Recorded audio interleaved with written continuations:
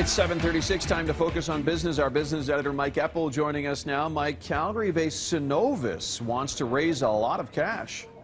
Yeah, it's going to market with about 67 million common shares, Ted. It's a fundraiser through what's known as a bought deal. The RBC and the TD Bank are buying these newly issued shares of CityBiz, and they're going to use the $1.5 billion for the capital expenditures that are set to go for this year. This is a company, though, that has been cutting back on jobs and its outlook for all of its spending plans this year because of the falling price for oil. But they are going to the market with this stock sale, and it is dampening the price on CityBiz stock in the early trade this morning, down about $1 per share in the early going. We'll track that through the trading day.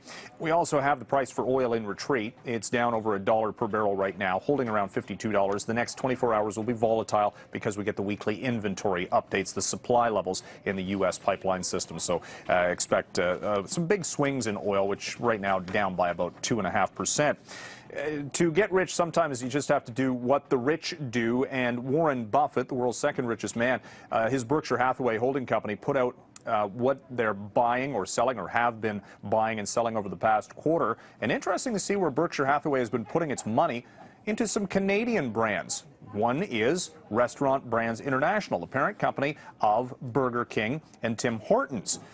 Not a big investment in that company, but nevertheless, Warren Buffett's track record, he owns things like Dairy Queen, for example. He's a food purveyor. He bought Coca-Cola. It's one of his top 5 holdings. He's also been selling shares of ExxonMobil to the tune of $3.5 billion. So it doesn't like the U.S. energy sector specifically. Did pick up a few shares of Suncor. So we're tracking, and invariably we see the individual stock prices move on whatever Warren Buffett is buying or selling. And we also have a possible breakthrough on the Greek debt restructuring. That's a developing story over the course of the next 2 days. We have seen investors buy into European stocks, thinking that there will be some sort of debt reorganization to be announced in the next 24 hours. Ted, back to you. All right, good stuff. Thank you, Mike. That's our business editor, Mike Eppel. You can hear Mike on 660 News at 26 and 56 after the hour.